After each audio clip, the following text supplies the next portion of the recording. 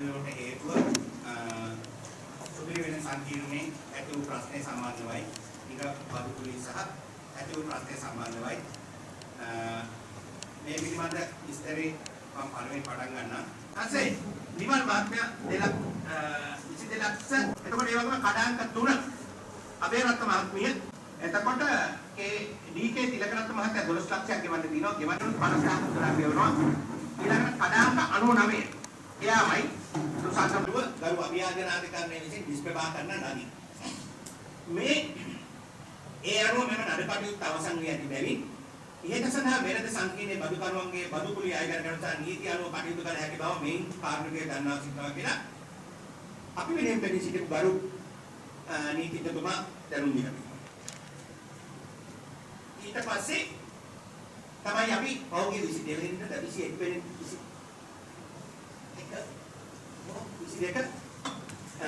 නිලධාරීන් කිව්වේ අපි මේක නීති අනුකූල කටයුතු කරන්න. ඒක ඒ කටයුත්ත කරනකොට මම ගෞරවයෙන් කියනවා අපි සියලු දෙනාම ඒකම ටික තීරණය කරලා තමයි මේ කටයුත්ත කරන්නේ. මෙතනදී අපි කාටත් අගතියක් නොවන විදියට එදා වෙනකම් අපි අවසර දීලා තිබ්බා වෙන සංගමේ කට්ටියට සල්ලි ගෙවන්න.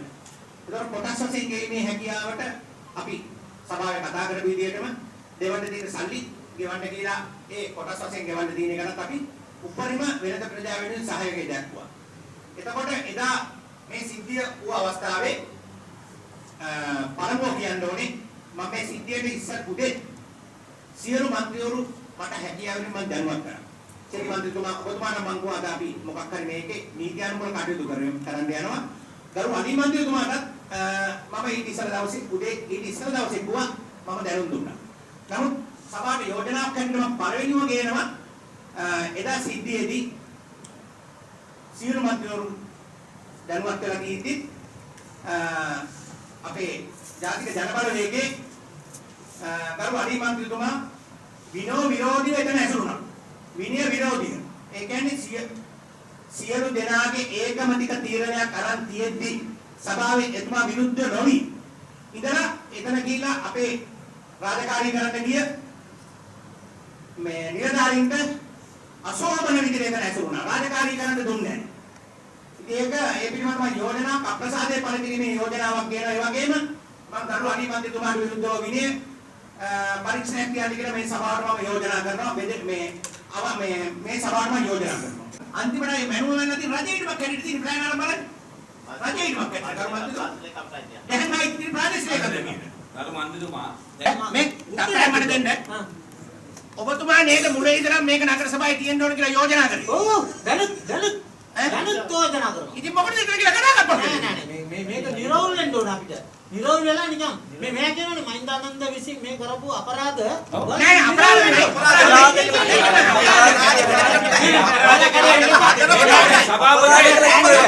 සභාපති අණ්ඩාර කියන ලේකම්වයි. ඔව් ඒක පැහැදිලි කරගන්න ඔබතුමා මහින්දානන්ද කරපු අපරාධ කියලා ඔබතුමානේ කතා කරන්න මම මූලාසනය හරි කියනවා. කරු මන්ත්‍රීතුමා මහින්දානන්ද මන්ත්‍රීතුමා කතා කරන්න එපා. ඔයාගේ කතාව කතා කරන්න. මේක ආදා කරන්න එපා.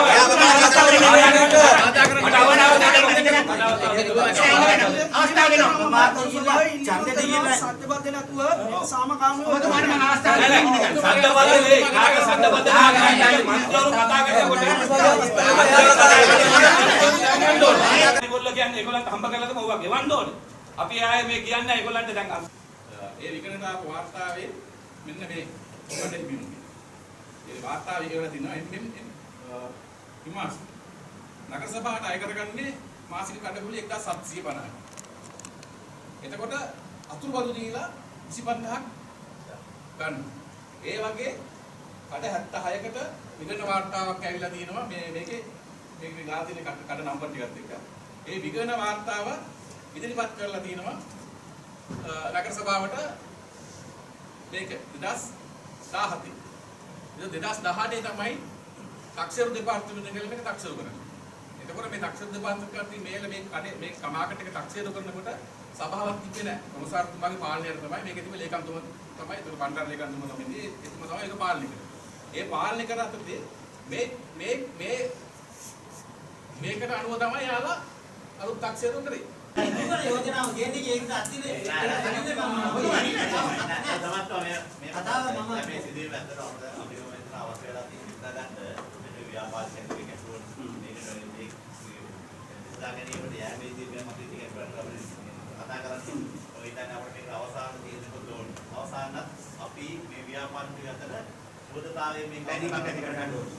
අපි මේක කවදාවත් වහලා කියන්නේ මේකේ තියෙන දොර තුනක් අපි වහලා ගන්න දෙන්න නැහැ. මේකේ සභාවතුන මලයක් අපිට නැහැ. ඒකට සභාව නගර සභාවේ ගන්නෙත් නැහැ. ඒක මම නගර සභාවේ ඇති කියන්නේ 2019 ආයුධ නගර සභාවේ පැවැත්ම තියෙන කටයුතු කරන යාමේ බල කරනවා අපි ක්‍රියාත්මක කරන්නේ. ඒක අපි කිව්වේ ඒක ක්‍රියාත්මක කිරීමේ නීති අනුකූලව අපි අනුකරණය කරලා කටයුතු කරමු කියලා කිව්වේ. ඒ ජනාධිපති ක්‍රියාත්මක වුණේ. මම දැන් මෙතුමා දැන් දීලා නෝ මොකද කරන්නේ? නැහැ බා.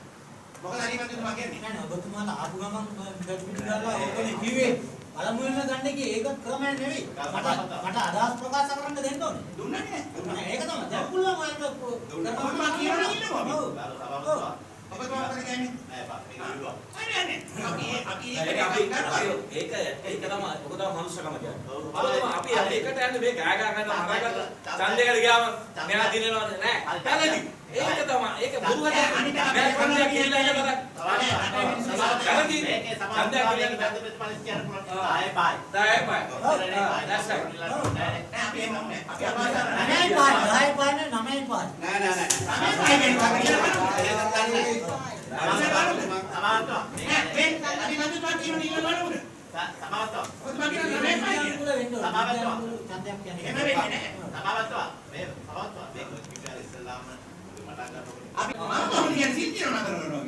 සාකච්ඡා කරනවා එකකදාදී ගිහිල්ලා මේක මට නීතියක් කියලා සමර්ථනෝ කියලා මට කියන්නේ ඉදිරියටත් මේ භූමිය නගර සභාවට හිමි වෙන්න ඕන මේ කඩකාමර කඩ හිමියට හිමි වෙන්න ඕන නීතියෙන් පිට නොයනකම්.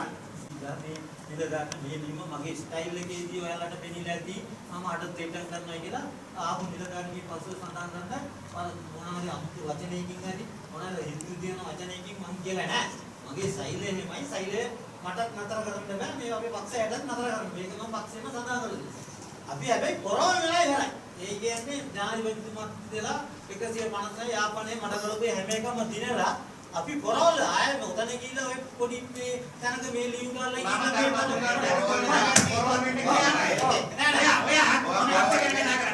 ඉන්න සභාපතිතුමා මම ඉතින් කියන පොරවල් වෙන්න නම් පොරවල් වෙන්න නම් අපිත් දන්නා පොරවල් වෙන්න. ඔව් පොරවල් වෙන්නකෝ. නෑ නෑ පොරවල් වෙලා තමයි කියන්නේ. පොරවල් වෙලා තමයි කියන්නේ. අන්න ඒක නිසා එහෙම මම නම එකට ගියේ නෑ ගියා කොරක් වෙන්න ගියා පොරවල් වෙන්න ගියේ නෑ ගල් සභාවකෙන් පොරවල් ගා ඉවරයි අපි ඔක්කොම ඔබතුමා නෑ අපි සියලු දෙනාම සිරිමන්තුමා නෑ සමාවෙන්නේ මේ සිරිමන්තුමා මම චරයක ආන්දෝලන කතා කරන්නේ මුකේලේ නෑ මෙයා කොරක් වෙන්න ගියා අපේ මන්ත්‍රීවරු ආවා මම දැන් අනිත් පැත්තට බැලලා තියෙන දැන් බලන්න එදා ඒ වැළපීම නිසා මේ කඩහිමියන්ට අපිට සාකච්ඡාවකට වාදනයකට ආපහු යන්න වෙලා තියෙනවා. එදා ඉල්ලලා දිනවා නම් සීල් ටික තියලා ආවනම් ආපහු කඩහිමියන්ට කඩ දෙන්නත් බෑ. ඔයාලා කියපු අපේ නීතියම. දැන් එහෙම වෙලා මම කියපු මොහොතකට කියපු මම බොරවල් වුණා නිසා බොරවල් නීති වුණා නිසා සීල් ටික නතර වුණා. දැන් මොනවද දැන් සාකච්ඡාව මේ ඔබතුමා වරද ගන්න අප දෙන්නේ ඔබනේ සුන්දරව මම කතා කරන්නේ ගරු මන්ත්‍රීතුමා ඔබතුමා කොරක් එකින් දනවා ඒක නෑ අර ගරු මේ කිව්වේ නෑ මේ පොඩා නැවතුනේ ඔබතුමාගේ සංවිධායකතුමා ඒ ඉන්නේ ඔබතුමා කොරක් නෙවෙයි සමානීය රටවල් පස්සේ එච්චරයි අපිට කියන්නේ අපි පොරවල් වෙලා ඉවරයි ගල් සභාපතිතුමා මමානේ අතර වටේම උතුර දකුණ ඔබතුමා පොරවල් උනා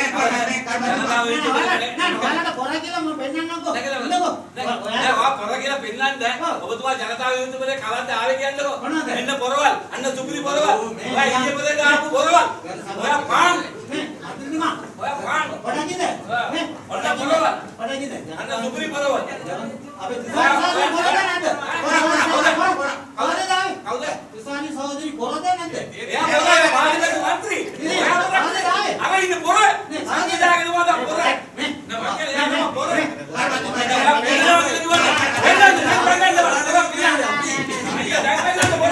ඔයා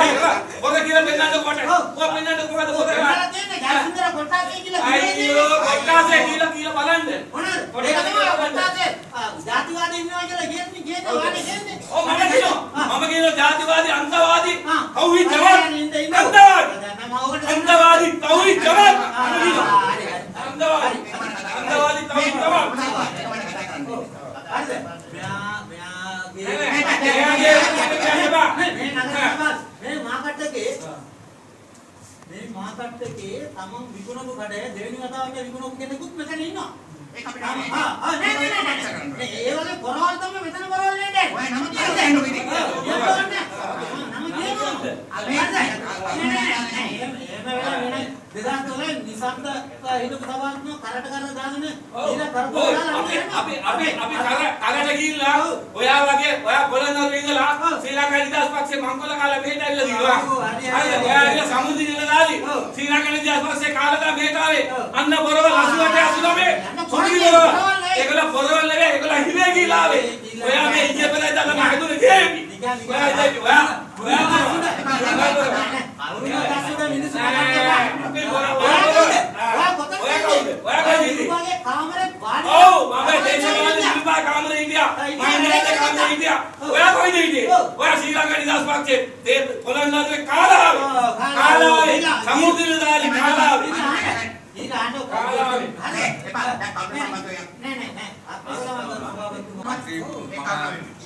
මම දැක්කා විශේෂයෙන්ම ස්තුතිවන්ත වෙනවා මම අපි ගැලරියේ ඉඳන් මේ සිදුවීම අත්‍යවශ්‍යම බලාගෙන හිටියා.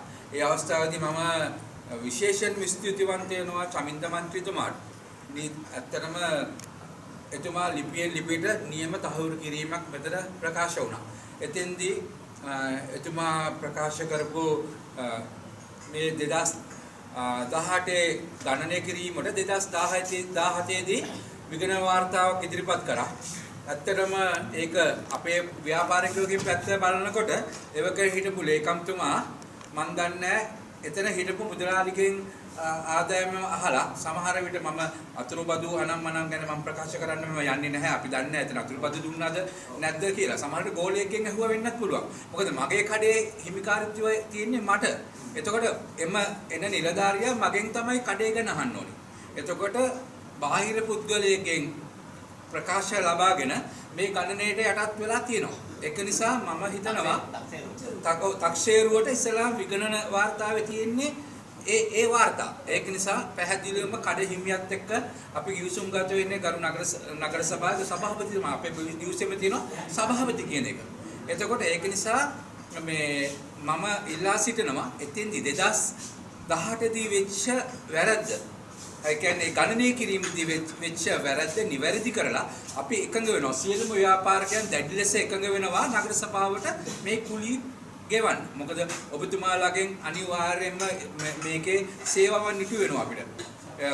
මේකේ පිරිසුදු කිරීම සීල දේවල් වෙනකොට ඔව් ඉතින් ඒක නිසා මම ගෞරවයෙන් ඉල්ලා සිටින්නේ අර 2018 දී නිවැරදි නොවුණු තැන ඉඳන් ඒ තක්ෂේරුව නිවැරදි කරලා වසර 5කට සැරයක් නියමිත ආකාරයෙන් 100ට ප්‍රමාණයක මේ වැඩිවීමක් එක්ක මේ අබතුමාලත් එක්ක අපි බැඳෙන්න ඇත්තට මේක වෙනවා ඒක ගියාගෙන යනවා අපි නව තක්ෂේරුවකට යනවා ඒ තක්ෂේරුවේ අඩුවීමක් කරන්න පුළුවන් වුණොත් අපි ඒ මුදල කපා හරින්න කිව්වොත් ඒක කරනවා එහෙම නැත්නම් අපි අවදානම කරනවා තරමුදල් ටිකක් ඒ යෝජනාවෙන් එහෙම ඒක මතක සම්මුඛ වෙන්නේ ඒ විදිහටම උනා හරි නැත්නම් අපිට අපිට ඒ වර කර ගන්න බෑ ව්‍යාපාරික දැන් මේ වෙනකන් ව්‍යාපාරික දැන් අවුරුදු 7ක් යාලා ව්‍යාපාරික කරගෙන යනවා මේ වෙනකන් සතපාක්වත් ගියා නැති මේ අම්පකරන සල්ලි වල ගාව තියෙනවා පිට දීපු කඩ වලට නම් සල්ලි ගාව එතකොට ඒකදී අපි අසරණ වෙන්න බෑ රටට අවශ්‍ය මාධ්‍ය වීවර